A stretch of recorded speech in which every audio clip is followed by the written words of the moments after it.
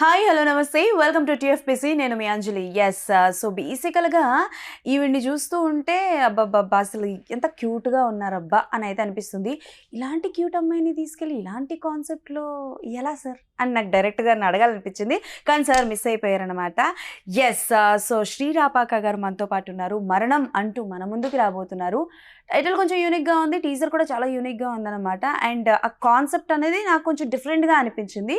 So definitely ఆ doubts అన్నీ కూడా ఆవిడ మన ఎదురుగుండానే ఉన్నారు కాబట్టి ఆవిడతో మాట్లాడి చాలా విషయాలు తెలుసుకుందాం. సో హాయ్ అండి, నమస్తే. హాయ్ అండి, నమస్తే. ఎలా ఉన్నారు? సూపర్ అండి. ఆఫ్టర్ లాంగ్ టైం యా తర్వాత ఇలా కలవడం. అండ్ నాకు తెలిసి నేను ఆ టైంలో మిమ్మల్ని కలవలేకపోయాను బిగ్ బాస్ నాన్ స్టాప్లో, బట్ చూసేదాన్ని అండ్ మీ యాక్టివిటీ అవి బాగా నచ్చేవి. సో అంటే లైక్ ఈ కాన్సెప్ట్లో మిమ్మల్ని మీరు చూసుకోవడం గల రీజన్ ఏంటి? అంటే మూవీ నన్ను నేను చూసుకోవడం అంటే డిఫరెంట్ కైండ్ ఆఫ్ క్యారెక్టరైజేషన్ ఉంది. అంటే జనరలీ మనకు ఒక కాన్సెప్ట్, మనకు ఒక స్టోరీ చెప్పి వచ్చి ఎవరైనా చెప్పారనుకోండి, పలానా స్టోరీ పలానా కాన్సెప్ట్ ఉంది అని అంటే మనల్ని ఎగ్జైట్ చేసే కొన్ని పాయింట్స్ అందులో డెఫినెట్లీ ఉండాలి. అలా మీకు మరణం అన్న కాన్సెప్ట్ విన్న వెంటనే మిమ్మల్ని ఎగ్జైట్ చేసిన పాయింట్ ఏంటి? ఇందులో 3 వేరియేషన్ ఆఫ్ క్యారెక్టర్ నేను చేశాను. అంటే ఒకే దానిలో ఒకే క్యారెక్టర్లో 3 ఫేజెస్ ఉంటాయన్నమాట. దానిలో ఎందుకంటే అంటే స్టోరీ రివీల్ చేయకూడదు కాబట్టి it's credit goes to only నాకు. అలాగా ఆ క్యారెక్టర్ని అలా డిజైన్ చేసిన డైరెక్టర్ సాగర్ శైలేష్. బికాస్ తను నాకు అవ్వంగానే బిగ్ బాస్ అవ్వంగానే వచ్చి నాకు క్యారెక్టర్ చెప్పినప్పుడు ఐ ఇంప్రెస్డ్. బికాస్ నేను అంతకుముందు అర్జీవి గారి సినిమా చేయొచ్చు, ఇంకొక 2 సినిమాలు వేరే చేశాను నేను.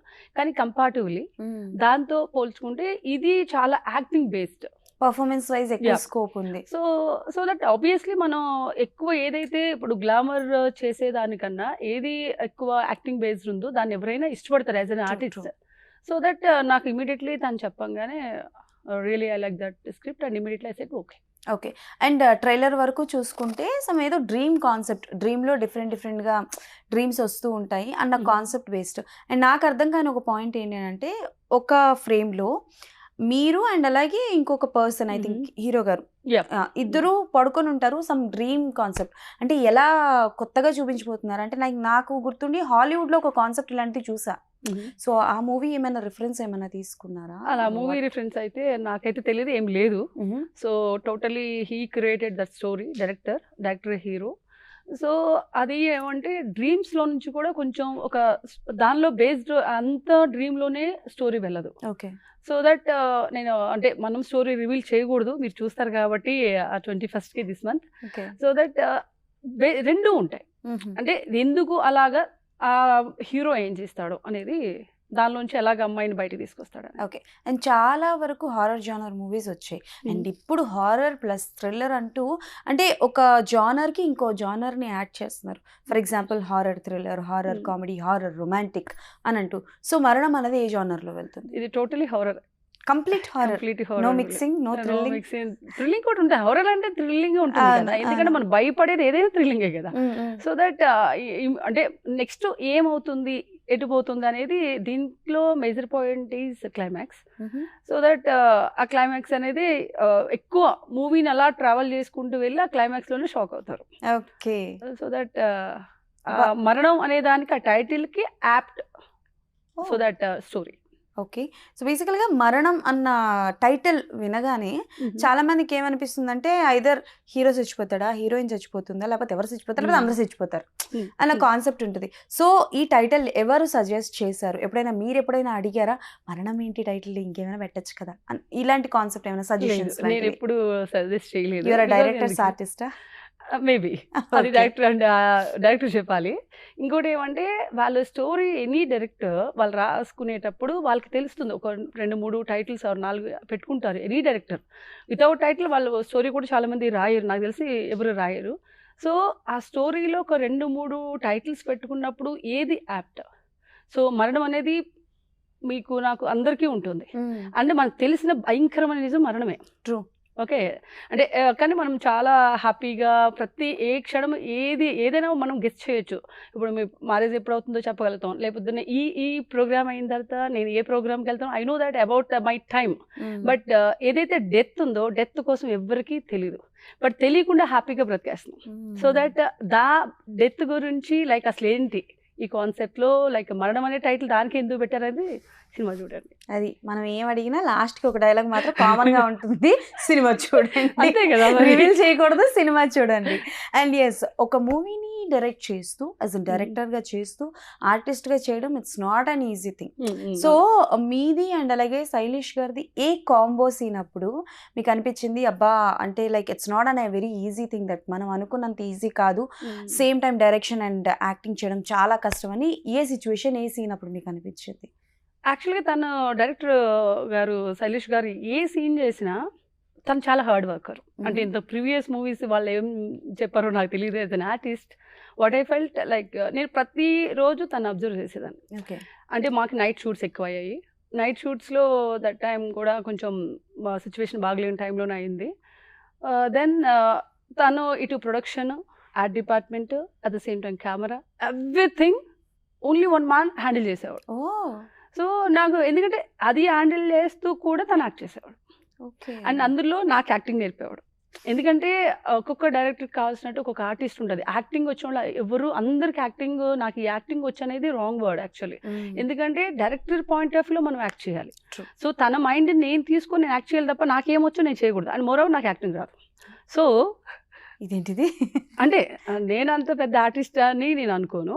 సో దట్ అంటే ఇట్స్ ఏ హొరర్ ఫిల్మ్. దానికి కైండ్ ఆఫ్ నేను ఎలాగ వెళ్ళాలి, నేను ఏం చేయాలి, నా ప్రతి మూమెంట్ నాకు నా బాడీ లాంగ్వేజ్ అవ్వచ్చు, లేదు అంటే నేను హెడ్ ఎక్కువ ఊపేదాన్ని, ప్రతి దానిలో అంటే తను చాలా కేర్ తీసుకునేవాడు. అంటే నాట్ ఓన్లీ మీ, అక్కడున్న ఇంకొక 4-5 ఆర్టిస్టులు అవ్వచ్చు, ఇంకా ఎంతమంది అయినా ఉండేవి, అందరినీ ఒక ఫ్రేమ్లో చూసేటప్పుడు ప్రతి ఒక్క మూమెంట్ తను అబ్జర్వ్ చేసి ఆ టైం తీసుకుని అట్ ద సేమ్ టైం ఈ రోజు ఇన్ని సీన్స్ అయిపోవాలంటే ఆ సీన్లు అయిపోయాయి.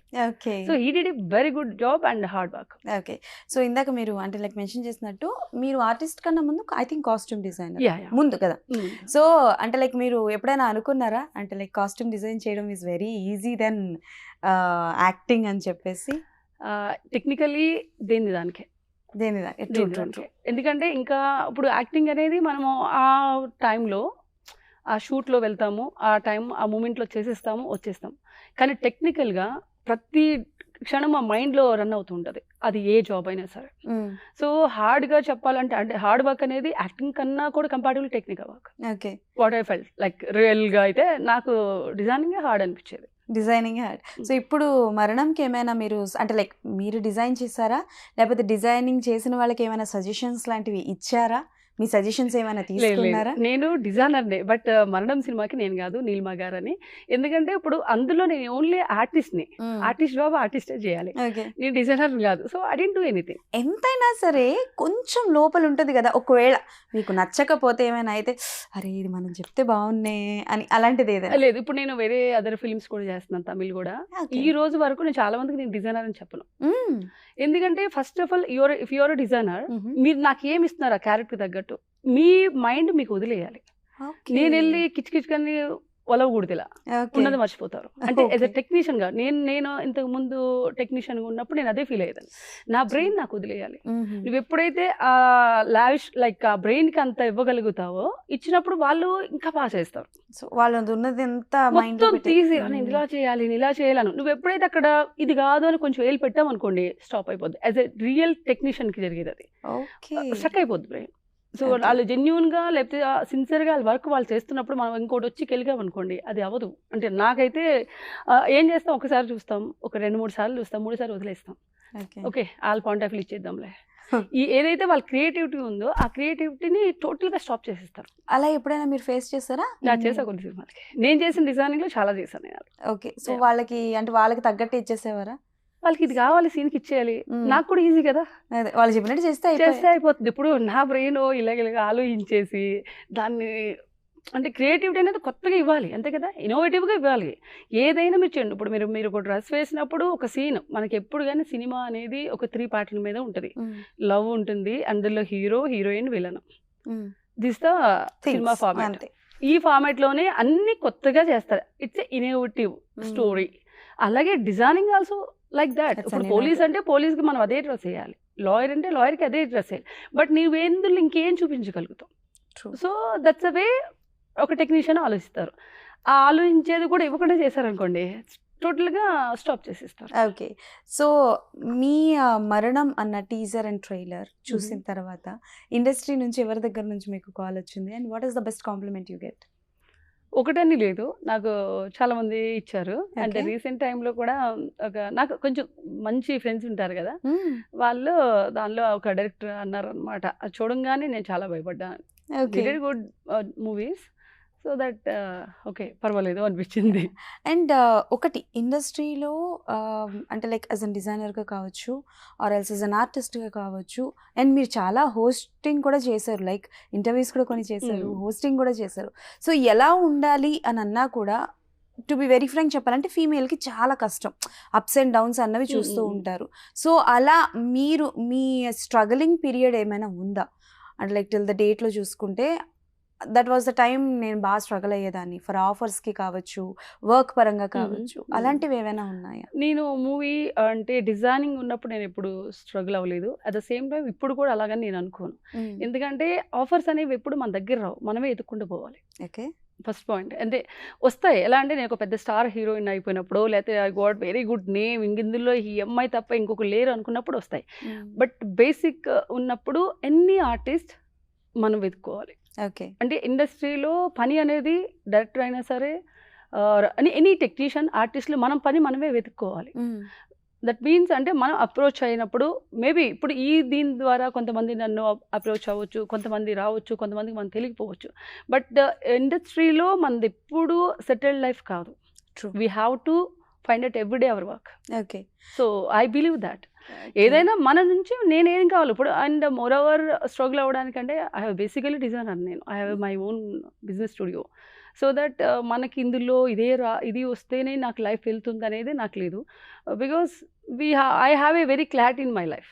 Okay. So financially and everything I'll take care of myself. That's not a big deal, like I can do myself. So acting ఏంటి, ప్యాషనా, ఇంట్రెస్టా, లవ్వా, ఏంటి? యాక్టింగ్లోకి వచ్చినప్పుడు అన్నీ ఉంటేనే వస్తాం. అసలు ఇండస్ట్రీకి రావడానికి కారణమే అన్నీ కలుస్తాయి. ఓకే. ఓకే. సో దట్ ఇండస్ట్రీలో నేను ముందు నాకు యాక్టింగ్ చాలా ఇంట్రెస్ట్ ఉండేది. ఓకే. ఇప్పుడు నేను కాలేజ్ చదువుతున్నప్పుడు బాగా ఇంట్రెస్ట్ ఉండే. నేను తేజ గారికి ఇంతకుముందు కూడా చెప్పాను, నేను నా ఫొటోస్ పంపించింది కూడా తేజ గారికి. సో మళ్ళీ అంటే ఆ ఏజ్లో ఏజ్ ఆఫ్ 16-17 ఇయర్స్లో మనం ఓన్ నిర్ణయాలు తీసుకోలేము, పేరెంట్స్ మీద డిపెండ్ అయి ఉంటాం, ఈవెన్ దో మన ఎడ్యుకేషన్ అయ్యేంతవరకు కూడా. సో అలాంటప్పుడు కొంచెం అసలు ఇండస్ట్రీకి రాకముందు నాకు డిజైనింగ్కే మైండ్లో లేదు. సో ఇంకా నేనేం యాక్టింగ్ చేస్తాను. సో సరేలే ముందు అయితే డిజైనింగ్లో నేను 2-3 సినిమాలు అయితే నేను చెప్పకుండానే చేశాను ఇంట్లో. ఓకే. చేసి ఏదో నిఖిల్ సినిమా ఒకటి మా ఏరియాలో జరుగుతూ ఉన్నప్పుడు, నిఖిల్ ఫస్ట్ ఫిల్మ్ యువత, అప్పుడు నేను ఇంకా college, I started my NFT first year. So అప్పుడు ఉన్నప్పుడు కూడా అప్పటి వరకు నేను దొంగతనంగా చేశాను సినిమా, ఒక 3 సినిమాల వరకు. అంటే తెలీదు మళ్ళీ ఆ ఏజ్లో, ఒకవేళ నేను సినిమాల్లోకి వస్తే చదువు ఏమన్నా ఆగిపోద్దేమో, ఎందుకులే అని చెప్పి చెప్పకుండా చేశాను నేను. ఓకే. దెన్ ఆ తర్వాత స్లోగా okay fine, now I'm very comfortable with my family. అంటే నేను ఏం చేసినా వాళ్ళకి ఓకే. తెలిసాక ఎలా రియాక్ట్ అయ్యారు ఇంట్లో? అలా లేదు, అంటే మన ఎడ్యుకేషన్ పాడవకూడదు. సో ఎడ్యుకేషన్ పాడవకుండా మీరు ఏం చేసినా అదే, ఎందుకంటే మనకి ఏమంటే మా మదర్కి ఎడ్యుకేషన్ చదువుకునే వాళ్ళంటే బాగా ఇష్టం, బికాజ్ తను చదువుకోలేదు కాబట్టి. సో దట్ ఆ ఎంకరేజ్మెంట్ ఉండేది. ఇప్పుడు నేను ఎక్కువ ఏం చదువుకోలేదు, నువ్వన్నా బాగా చదవాలి, నువ్వన్నా ఇంట్లో అందరూ బాగా చదవాలి అని ఎడ్యుకేషన్ బాగా ఎంకరేజ్ చేసేవాళ్ళు. సో దానిలో ఎవరికైనా ఉంటుంది కదా బాగా చదువుకోవాలి అని. సో ఫస్ట్ అది మా ఫాదర్ నుంచి నాకు ఎప్పుడు ఎటువంటిది లేదు ఈ రోజు వరకు. School always. సో ఏదైనా సపోర్ట్ దేనికైనా. ఓకే. సో ఒక హారర్ జానర్ మూవీ మనం చూస్తున్నాము అన్న, థ్రిల్లర్ జానర్ మూవీ చూస్తున్నాం అన్న, అన్నిటికన్నా ఎక్కువ బాగా ఆకట్టుకునేది మ్యూజిక్. బికాజ్ మనం ఒక సీన్ చూస్తున్నాం, అది ఎమోషనల్ అయినా మనల్ని నేర్పించేది మ్యూజిక్, భయపెట్టేది కూడా మ్యూజిక్. సో మరణంలో మ్యూజిక్ ఎలా ఉండబోతోంది? యాక్చువల్గా ఇందులో సాంగ్స్ ఏమి ఉండవండి, ఓన్లీ ఆర్ఆర్ మీద సినిమాలు అయితే. వావ్. అసలు any horror film and thriller films అంటే ఆర్ఆర్ మీదే. సో ఈ మూవీకి ఆర్ఆర్ఏ. ఓకే. సో అంటే అది లైక్ ఎలా ఉండబోతోంది అని నాకు తెలిసి ట్రైలర్ వరకు మీరు ఒకవేళ ఒక 4 గదులు బంద్ చేసేసి ఒక పర్సన్ ఎవరినైనా కూర్చోబెట్టి ఆర్ఆర్ వినిపించారంటే అక్కడే వాళ్ళు భయపడతారు, డెఫినెట్లీ భయపడతారు. సో ఆర్ఆర్ గురించి చెప్పండి, లైక్ ఎంత టైం పట్టింది ఏంటి, అండ్ మీరు ఫస్ట్ టైం విన్నప్పుడు ఎలా రియాక్ట్ అయ్యారు, నేను ఫస్ట్ టైం నాకు చూపించినప్పుడు ట్రైలర్ నాకు డైరెక్టర్ గారు చూపించినప్పుడు నేను నిజంగానే అంటే మనం సినిమా చేసి కూడా భయపడ్డం అనేది వేరు కదా. ట్రూ. సో అది నాకు తెలుసు ఏం చేశారు ఏంటనేది. బట్ నేను ఫస్ట్ టైం నేను చూసినప్పుడు నేను భయపడ్డా. ఓకే. అంటే మా ప్రొడ్యూసర్ గారు వాళ్ళ ఇంట్లో చూసినప్పుడు నేను టక్కుని ఇలా అన్నాను అనమాట. అంటే ఆ భయం వేసింది. Okay. So he did a good job కదా. ఒక ఆడియన్స్ అంటే మనం చేసిన వాళ్ళు కూడా భయపడ్డామంటే ఇట్స్ సక్సెస్ అని. అక్కడే ఆయన గెలిచారు. Okay. And to be very ఫ్రాంక్గా అనాలి అని అంటే కొంతవరకు కొన్ని సినిమాలు చేసేటప్పుడు కొంతమందిని మనం రిఫరెన్స్ కింద తీసుకుంటూ ఉంటాము. అండ్ నాకు తెలిసి మీరు ఈ క్యారెక్టర్ ఈ horror genre character for the first time చేస్తున్నారు కాబట్టి ఇండస్ట్రీ నుంచి ఏ సినిమాలైనా రిఫరెన్స్ చూడడం జరిగిందా? లైక్ నేను చూడలేదు. లేదు. ఎందుకంటే డైరెక్టర్ ఏది చెప్పాలో అదే చేయాలనుకున్నాను. ఎందుకంటే నేను రిఫరెన్స్ చూసాను అనుకోండి, నా మైండ్ కొంచెం అటు వెళ్ళిపోతుంది. నేను అది పూర్తిగా చేయను, డైరెక్టర్ చెప్పింది పూర్తిగా చేయను. ఓకే. సో దట్ నేను ఏం క్లారిటీ ఉన్నానంటే ఏదైనా సరే ఒక డైరెక్టర్ ఇప్పుడు నాట్ ఓన్లీ దట్ ఫిలిం, ఇప్పుడు చేస్తున్న ఫిలిం కూడా అంతే. వాళ్ళు ఏం చెప్తే అది చేయాలని మెంటల్గా ఫిక్స్ అయ్యి వెళ్తాను నేను. అంటే ఎంటీ బ్రెయిన్తో వెళ్తాను నేను. ఎంటీ బ్రెయిన్తో వెళ్ళినప్పుడు ఇప్పుడు మీరున్నారు, మీరు ఏం చెప్పినా బ్రెయిన్కి ఎక్కేస్తుంది. నేను కొంచెం అందులోంచి కొంచెం ఇందులోంచి కొంచెం తీసుకుని వెళ్ళాను, ఇందులోనూ ఇది ఇది 3 కరెక్ట్గా చేయలేను, 3 ఇట్లకి నేను న్యాయం చేయలేను. యు ఆర్ వెరీ క్లారిటీ, మొత్తం క్లారిటీ మెయింటైన్ చేస్తున్నారు ఆవిడ. అస్సలు లేదు. ఫర్ ఎగ్జాంపుల్ ఒక 3 షూట్లు ఒకటేసారి ఉన్నాయి అంటే దేని దానికి. ఓకే. అంటే basically I'm learner. Okay. Everyday I want learn from others. మీ ఇన్స్పిరేషన్ ఎవరు? My mother. ఓకే. సో మీ మదర్కి టిల్ ద డేట్ మీరు చేసిన వర్క్స్లో ది బెస్ట్, ఇది నీ బెస్ట్ అని ఎప్పుడైనా అన్నారా? No problem. ఓకే. ఓకే. అంటే బిఫోర్ మీరు వచ్చే ముందు ఎప్పుడు long back. Okay, done. So అంటే కొన్ని క్వాలిటీస్ మనం అనుకుంటాం కదా, లైక్ మ్యారేజ్ అయితే ఇలా ఉండాలి, ఇలాంటి వాళ్ళు రావాలని, అలాంటి లిస్ట్ ఏమైనా ఉందా శ్రీగారి? లేదండి. అలా అంటే మ్యారేజ్ అయితే ఇలా మనం ఎప్పుడైతే ఎక్కువ ఊహలు పెట్టుకొని వెళ్ళాం అనుకోండి, దీంట్లో కూడా క్లారిటీ అంటే ఎనీథింగ్ ఈజ్ ఎవరైనా సరే నా ఫేట్ బాగుండి అంటే దట్ మీన్స్ నాకు లైఫ్లో కొన్ని మ్యారేజ్ సార్ మాడిన హెవెన్ అంటారు కదా. సో మనం మ్యారేజ్ అనేది మన దేవుడు మనకు ఫిక్స్ చేసినప్పుడు ఆ పర్సన్ ఎలా వచ్చినా వన్స్ మ్యారేజ్ అనేది మనం అగ్రీ చేస్తే దాన్ని ఓకే అనుకున్నప్పుడు ఏదైనా తీసుకోగలగాలి. ఓకే. అలా తీసుకున్నప్పుడే మ్యారేజ్కి వెళ్ళాలి. అది ఎనీ పర్సన్ అంటే వన్స్ మ్యారేజ్ చేసుకొని డివోర్స్కి వెళ్ళి అది ఇష్టం లేదు నాకు. ఎందుకంటే వన్స్ కమిటెడ్ అలా ఉన్నప్పుడు నువ్వు టేక్ టైం, పర్వాలా ట్రావెల్ చేయొచ్చు కొన్నాళ్ళు అంటే తెలుసుకోవడానికి. దెన్ ఆఫ్టర్ నువ్వు ఓకే అనుకున్నప్పుడు వెళ్ళినప్పుడు ఏదైనా భరించాలి, అమ్మాయిని అబ్బాయిని. Okay. So till the date ఒక్కరు కూడా మీకు ఎవరు నచ్చలేదా? అలా ఏం లేదే. లేదు. అలా ఏం లేదు. ఓకే. నచ్చారా? ఇప్పుడు ఎవరు లేరు. Okay. Present is no one. Okay, super. So Bigg Boss వల్లే మీరు మాకు బాగా పరిచయం. సో చాలా మందికి ఏంటంటే కొంతమంది ఏమంటారు, బిగ్ బాస్కి వెళ్ళి వచ్చిన వాళ్ళు ఇది మాకు ప్లస్ అయింది, కొంతమంది ఇది మాకు మైనస్ అయింది. బికాస్ బిగ్ బాస్కి వెళ్ళి వచ్చిన తర్వాత కొంతమంది కనిపిస్తున్నారు, కొంతమంది కనుమరుగైపోతున్నారు. సో మీ లైఫ్లో బిగ్ బాస్కి వెళ్ళి వచ్చిన తర్వాత is it a positive or what, ఏం జరిగింది మీకు? నాకు పాజిటివ్ నెగిటివ్ అలా ఏం లేదు. ఇందాకే మీకు చెప్పాను కదా, ఎలా అంటే ఏదైనా వర్క్ మనం వెతుక్కోవాలి. సో నాకు బిగ్ బాస్ చేసేసి ఇంట్లో కూర్చొని నాకు ఆఫర్స్ వచ్చినా నేను వెళ్ళకుండా ఉంటే అది పాజిటివ్ కింద కౌంటా, నెగిటివ్ కింద కౌంటా? ఇట్స్ ఆల్ అబౌట్ మీ మీద డిపెండ్ కదా, నెగిటివ్ కింద. సో దట్ ఏదైనా మన మీద ఆధారపడి ఉంటుంది. అది ఇప్పుడు నేను తెలుగు కన్నా నేను తమిళ్ చేస్తున్నాను. సో ఇప్పుడు ఇక్కడ నుంచి అంత దూరం వెళ్ళాల్సి వచ్చింది అంటే బికాస్ ఆఫ్ ఏదో ఒకటి చూసి ఉండే కదా. అండ్ ఒకటి ఏమంటే ఇప్పుడున్న దానిలో ఎక్కువ సోషల్ మీడియా, ఎవరు సోషల్ మీడియాలో యాక్టివ్ ఉన్నారో దే విల్ గెట్, అలా అని అందరికీ ఉన్నాయని కూడా లేదు. ఆ క్యారెక్టర్ అమ్మాయి దానికి సరిపోతుంది అంటే మనం నిజంగా సోషల్ మీడియాలో ఉన్నా ఎక్కడున్నా వెతికి పట్టుకుంటారు డైరెక్టర్స్. ఇప్పుడు ఈ సినిమాకి తన ఎందుకు వెతుకుని పట్టుకోవాలి కదా, చాలా మంది ఉండొచ్చేమో. బికాజ్ నేను చేసిన దీనికి ఆపోజిట్గా చూపించారు. ఓకే. బిఫోర్ నేను ఇంకొక సినిమా కూడా ఉంది, అందులో కూడా సైకో థ్రిల్లర్, బట్ కంపారిటివ్లీ ఇది వేరే. ఓకే. ఏమైనా డ్రీమ్ రోల్ క్యారెక్టర్ లాంటివి ఏమైనా ఉన్నాయా, ఇలాంటి క్యారెక్టర్ చేయాలి, నేను ఇలాంటి క్యారెక్టర్లో ప్రొజెక్ట్ చేసుకోవాలి అని? నాకు ఆ డ్రీమ్ అలా ఏం లేదు, కానీ నాకు డాన్స్ అంటే చాలా ఇష్టం. అందులో చిరంజీవి గారి సాంగ్ అయితే ఇప్పటికైనా ఒకటి చేయాలని ఇష్టం నాకు. ఓకే. జరనమ్మగోళ్ళు సాంగ్ ఉంటుంది, ఎవరు బాణి విశ్వనాథ్ అండ్ చిరంజీవి గారు చేస్తారు, రెయిన్ సాంగ్. ఓకే. ఓకే. అది ఇష్టం నాకు ఆ సాంగ్. డన్. సో బయోపిక్స్ మీద మీ ఒపీనియన్ ఏంటి? బయోపిక్ తీసే వాళ్ళు, యాక్ట్ చేసే వాళ్ళకి చాలా టఫెస్ట్ జాబ్ అది. అండ్ అంటే దాన్ని నిజంగానే కొంతమంది తీయొచ్చు, అంత దానికి ఆ బయోపిక్ ఫర్ ఎగ్జాంపుల్ మీరు ఓ రజనీకాంత్ గారు ఉన్నారనుకోండి, ఆయన బయోపిక్ తీయొచ్చు అంటే ఆయన ఎంత స్ట్రగుల్ అయ్యి ఎంత ఒక అలా చూసి అంత ఎదిగారు కాబట్టి అవి ఇట్స్ ఎ జెన్యూన్. అంటే తీస్తే కూడా జనాలకి ఇంకా బాగా తెలుస్తుంది. ఇప్పుడు సావిత్రి తీశారు, బిఫోర్ మనకు తెలియదు కదా, ఓహో సావిత్రి గారు చనిపోయారని తెలుసు, లాస్ట్ మూమెంట్లో ఆమెకి మనీ లేదని మనకు తెలుసు. బట్ నాకు తెలిసి సావిత్రి సినిమా చూసిన తర్వాత ఓహో ఫైనాన్షియల్ ఇంత స్ట్రాంగ్ మనం ఉండాలని మాత్రం నేను నేర్చుకున్నాను. సూపర్. ఆ మూవీ నుంచి ఐ లెర్న్ ఫ్రమ్ దట్. చాలా మంది ఫీమేల్స్ ఆ మూవీ చూసాక అదే నేను నేర్చుకున్నారు. ఎందుకంటే ఓహో మనకి ఏదైనా సరే అంత గ్రేట్ స్టార్ ఆమె చనిపోయేటప్పటికి ఆ సీన్స్లో కొన్ని సీన్స్ చీర అమ్ముకునేది కానీ ఎన్ని ఉన్నప్పుడు అప్పుడు అనిపించింది నాకు, ఓహో ఫైనాన్షియలీ ఆమె అలాగనేమి దుబారా అలా లేదు, కానీ ఆమె ఉన్న దానిలో కేర్ పెట్టుకోలేదు. అంతే, ఉన్నప్పుడు హెల్ప్ చేసిన వాళ్ళు లేదు చేశారు. తర్వాత ఆమె ఏమంటే దాని మీద ఎక్కువ దాని మీద ప్లానింగ్ లేదు, లేనప్పుడు తన ఎంత స్ట్రగుల్ అయింది ఏంటని మనం చూసిన తర్వాత ఆ సినిమా నుంచి నేను నేర్చుకున్నది. ఓకే, ఫైనాన్షియల్లీ ఎంత స్ట్రాంగ్గా మనం ఉండాలి.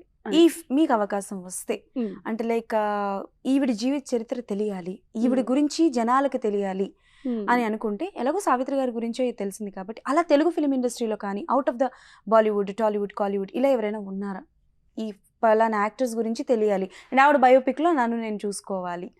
యాక్చువల్గా అంటే నాకు తెలియదు, కానీ నేను అంటే ఇప్పుడు డర్టీ పిక్చర్ అని చెప్పి తీస్తారు కదా సుష్మిత గారి గురించి, నేను విన్నప్పుడు ఆమె చనిపోయినప్పుడు, అంటే ఎప్పుడు చనిపోయారు కదా, నేను కొన్ని సాంగ్స్ డాన్స్ పరంగా చూస్తాను. నేను కొన్ని చూసినప్పుడు ఆమె చాలా పేదరికం నుంచి వచ్చి చేశారన్నప్పుడు తెలుసుకోవాలనుకునేదాన్ని.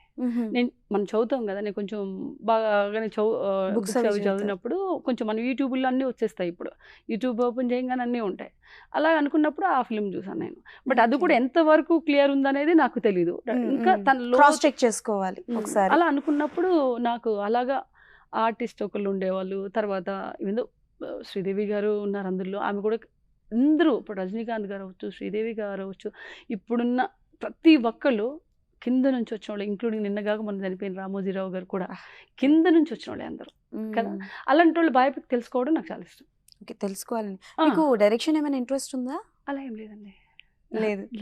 అంటే నాకు తెలిసి మీరు ఆల్మోస్ట్ ఒక 4-5 రంగాల్లో ఉన్నారు కదా, డిజైనర్. అవును, మీరు కొన్ని ఇంటర్వ్యూస్ కూడా చేశారు అని చెప్పి నేను మీ బయో దీంట్లో చూసాను. సో ఇంటర్వ్యూస్ కూడా చేశారని, అంటే లైక్ ఆ ఎక్స్పీరియన్స్ ఎలా ఉంది యాజ్ అన్ యాంకర్గా?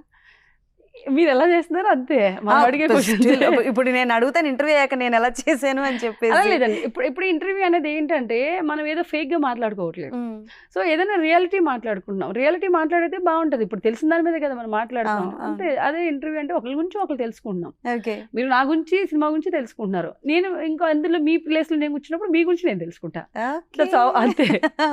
లేదు అంటే ఇందులో మీరు నన్ను క్వశ్చన్ చేస్తారు కదా, మిమ్మల్ని నేను క్వశ్చన్ చేసేది లేదు. ఓకే, సో మరణం ప్రాజెక్ట్ చూసిన తర్వాత అంటే లైక్ దెర్ వాజ్ అ కర్మ పేస్ అని ఉంది కదా, సో ఏంటి అంటే లైక్ మరణం మూవీ చూసిన తర్వాత థియేటర్స్ నుంచి బయటకు వెళ్తున్నప్పుడు జనాలు వాట్ కైండ్ ఆఫ్ థాట్ తో వెళ్తారు? అండ్ డెఫినెట్లీ భయం అన్నది ఉంటుంది, బట్ కర్మ పేస్ అన్న ఒక పాయింట్ ఏదైతే ఉందో ఎంతవరకు అది జనాలకి కనెక్ట్ అవుతుంది? ఇప్పుడు జనరల్లీ కోవిడ్ వచ్చింది కదా, కోవిడ్ వచ్చినప్పుడు అందరూ ఏమనుకున్నాం, బయటకు వస్తామో చచ్చిపోతామో ఇది ఎవరికి తెలియదు. ఏమనుకున్నంటే మనం చేసిన పాపాలను బట్టి మన జీవితం ఇలా ఉంది అంటారు. ఇప్పుడు కొంతమంది అంటారు కదా, ఎవరైనా పరిస్థితి బాగుండి బాగలేకపోతే చివరికి వచ్చినప్పుడు కొంచెం బాగలేదు అనుకో, వాడు ఏం పాపాలు చేశాడో అందుకు ఇప్పుడు ఈ క్షణం ఇప్పుడు ఇలా ఉన్నాడు అంటారు. ఇట్స్ లైక్ ఏ కర్మ. ఈ సినిమాలో కూడా వాళ్ళు ఏం చేస్తే ఆ అమ్మాయి అంటే నేను నా కర్మని నేనేం చేస్తున్నాను అనేది, అంటే నేనేం చేస్తే నాకు ఆ కర్మ ఉంది, డెత్ వాటెవర్ ఇట్ ఈస్ అనేది. అండ్ కోవిడ్ వచ్చిన దగ్గర నుంచి ఏంటంటే సినిమాని 2 రకాలుగా డివైడ్ చేసేసారు, థియేటర్ మూవీ అని చెప్పేసి, ఓటీటీ అని చెప్పేసి. సో బేసికల్ గా ఒక సినిమా థియేటర్ లో చూసాక అరే థియేటర్ మూవీ కాదురా OTT movie, and even theatre లో చూసిన సినిమా ఏదైనా సరే ఓటీటీలో చూసేది ఇది ఓటీటీ కాదురా థియేటర్ కి, అలా. సో మరణం ఇప్పటి వరకు ఎవరికైనా ప్రివ్యూ వేయించారా ఎవరికైనా? సో ఎవరికి లేదు, ఓన్లీ టీమే చూసారా? టీం చూసాం, టీం వరకు చూసారు. సో మీరేమనుకుంటున్నారు, ఎలాంటి రెస్పాన్స్ వస్తుంది? కంప్లీట్లీ థియేటర్ బేస్డ్ మూవీనా ఓటీటీ బేస్డ్ మూవీనా?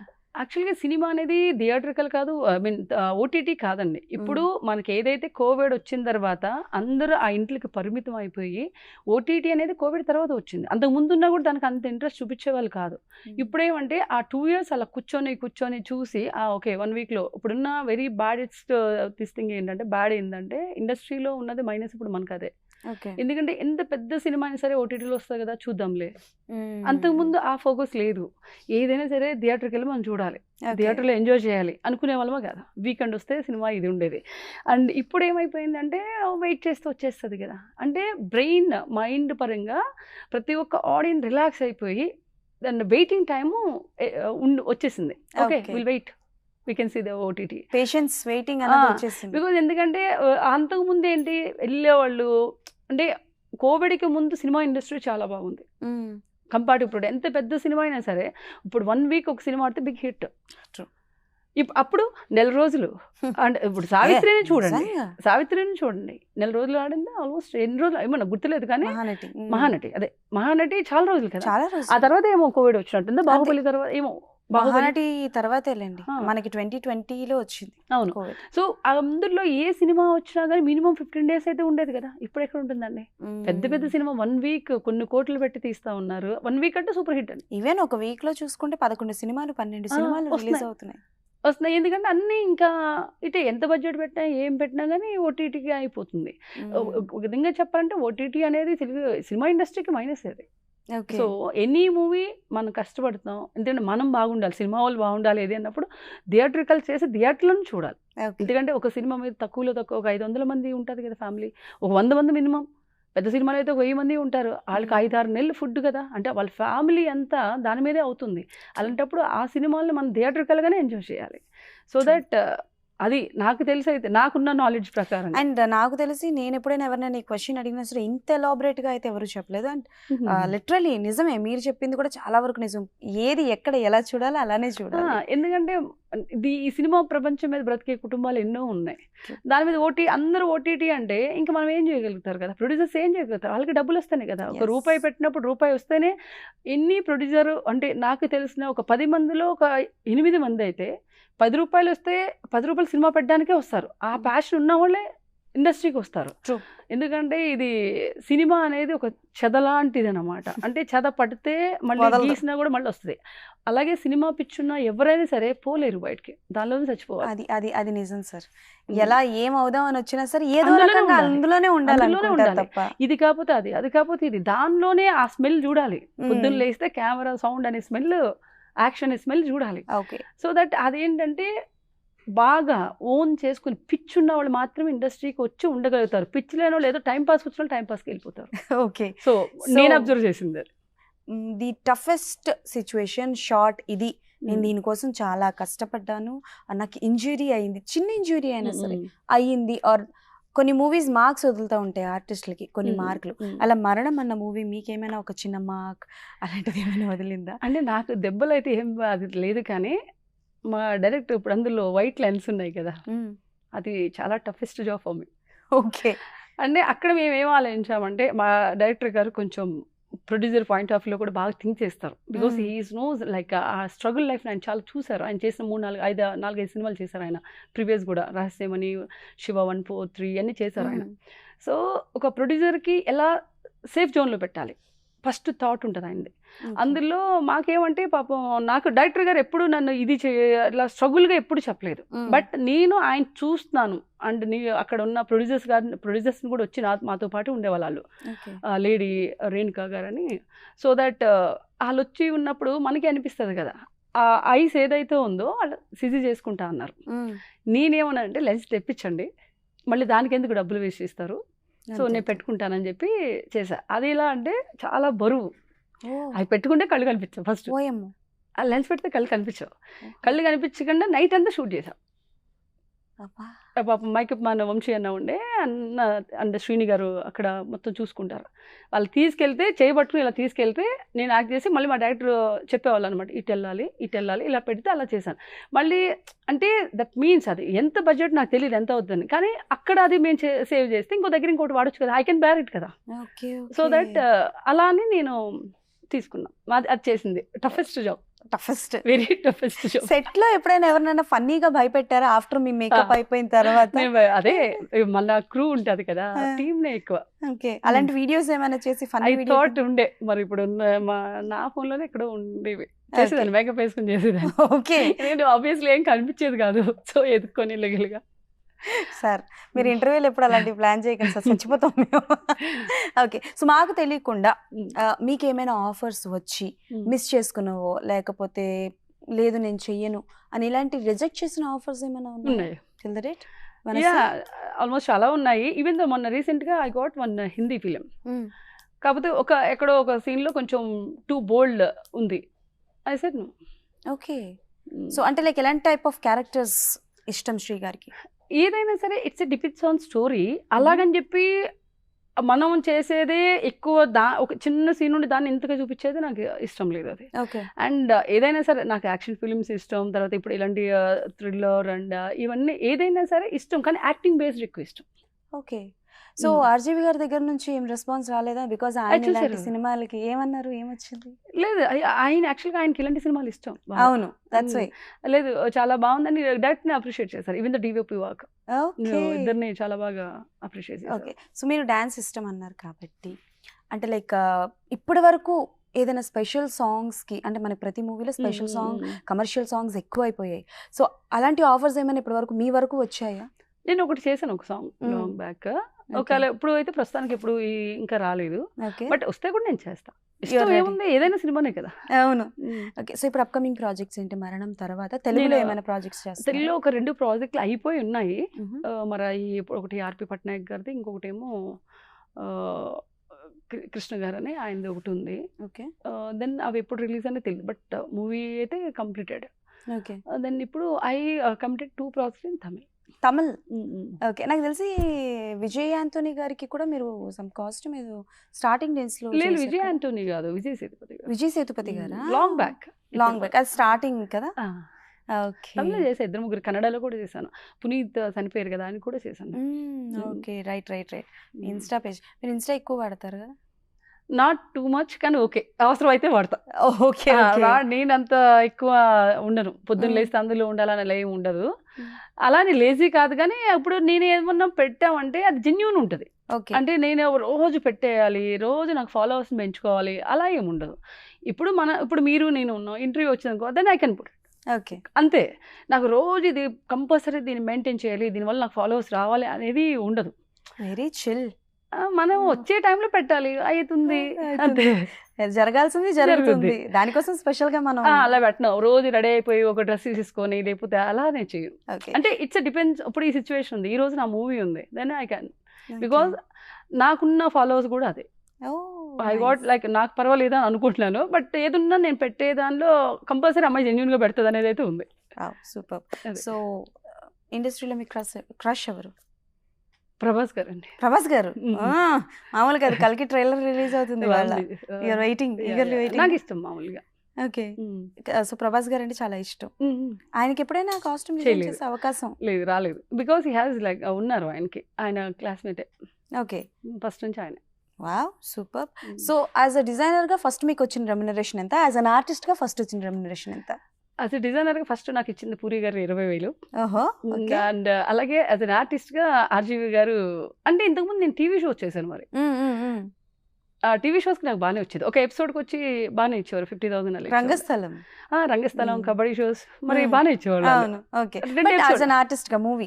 మూవీకి ఇచ్చారు ఆర్జీవి గారు 1 lakh ఇచ్చారు per day. Oh super. In future ఎప్పుడైనా సరే మేము మిమ్మల్ని యాజ్ అన్ డైరెక్టర్ గా చూడగలమా? లేదండి, అంటే నాకేం లేదు అలాంటిది. ఓకే, లేదు. Okay, then so one regret in your life? నేను అంటే ఐ హ్యావ్ షార్ట్ టెంపర్, తొందరగా అనేస్తాను. అది కూడా నా ఫ్యామిలీ. టు బి ఆనెస్ట్, నేను లైఫ్లో ఎవరినైనా రిగ్రెట్గా నేను ఫీల్ అవ్వాలంటే that is my brother and my sisters అంతే. నా ఫ్యామిలీ మెంబర్స్నే నేను తొందరగా తిడతా, మళ్ళీ తొందరగానే అవుతుంది. నేను బయట వాళ్ళ మీద చూపించున్నది నాకు, ఎందుకంటే ఇంట్లోనే కదా మనం ఏది చేసినా వాళ్ళ దగ్గర కాకపోతే ఇంకెక్కడ ఉంటాం చెప్పండి, బయట ఊరుకుంటారా? అసలు. సో దట్ అదొకటే నాకున్న కోపమే నా రిగ్రెట్. అంటే షార్ట్ టర్మ్, బట్ ఇండస్ట్రీ పరంగా నాకు ఎవరు కోపం ఉందని అనుకోరు. నాకే అనిపించట్లేదు, చాలా కూల్ గా మాట్లాడుతున్నారు అసలు. లేదు, నాకు ఉంటుంది, ఇంట్లో తొందరగా వస్తుంది. వన్ వర్డ్ అబౌట్ మరణం. కర్మ అంటే వన్ వర్డ్ అబౌట్ మరణం అంటే ఇట్స్ లైక్ ఎవ్రీ వన్ లైఫ్లో అది జరుగుతుంది, అలా ఉంటారు. It's my human psychology. So that ఒక తప్పు పని చేసి దాన్ని కప్పుకోవడానికి ఏం చేస్తున్నావో అది ఎలా చేయకూడదు అనేది మరణం. Wow, super. ఒక రాంగ్ చేస్తాము, దాన్ని కప్పుకోవడానికి ఎన్ని మిస్టేక్స్ చేస్తాం. దట్స్ మనం. సో బిగ్ బాస్ ఓటీటీలో కనిపించారు, ఇప్పుడు మీకు మళ్ళీ బిగ్ బాస్ నెక్స్ట్ సీజన్లో ఆఫర్ వస్తే వెళ్తారా? యోనగో అంటే ఇప్పుడు సాటిలైట్ మనకి సీజన్ 8 ఓకే ఉంది, వెళ్ళొచ్చు. వస్తే వెళ్తారు. అంటే అప్పుడు యాక్చువల్గా సెకండ్ టైం అప్పుడు నాకు ఉంది కానీ అప్పుడు వెళ్ళలేదు నేను, because some reasons out there in, అంటే నా ఫ్యామిలీ వేరే ఉండే. బట్ ఇట్స్ డిపెండ్స్ ఆన్, ఇప్పుడు ఉంది నిజంగానే నాకు మూవీస్ అక్కడ పర్వాలేదు నేను చేయగలను, టైం ఉందంటే నేను వెళ్ళగో. బికాస్ ఎందుకంటే ఇప్పుడు నేను ఇక్కడ నుంచి మళ్ళీ బయట అవి చేస్తున్నాను కదా movies. Okay, anyways thank you so much. June 21 వస్తున్నారు కదా? ఎస్. సో జూన్ 21 మరణం కర్మ పేజ్ అంటూ మన ముందుకైతే రాబోతున్నారు కాబట్టి డెఫినెట్లీ అందరూ థియేటర్స్కి వెళ్ళి చూసి ఎలా ఉంది ఏంటి అనేది కింద కమెంట్స్లో మెన్షన్ చేయండి, అంతే కదా? ఎస్. అండ్ అందరికీ నమస్కారం అండి. సో నా మూవీ మరణం, సో అందరూ please do watch everyone and theatres. So మీరందరూ చూసి మా టీం అందరినీ కూడా ఎంకరేజ్ చేసి మాలాంటి ఆర్టిస్టులు ఇంకా ఎంకరేజ్ చేస్తారని ఆశిస్తూ అందరికీ నమస్కారం. Thank you so much. Thank you so much. That's all for today. Signing off.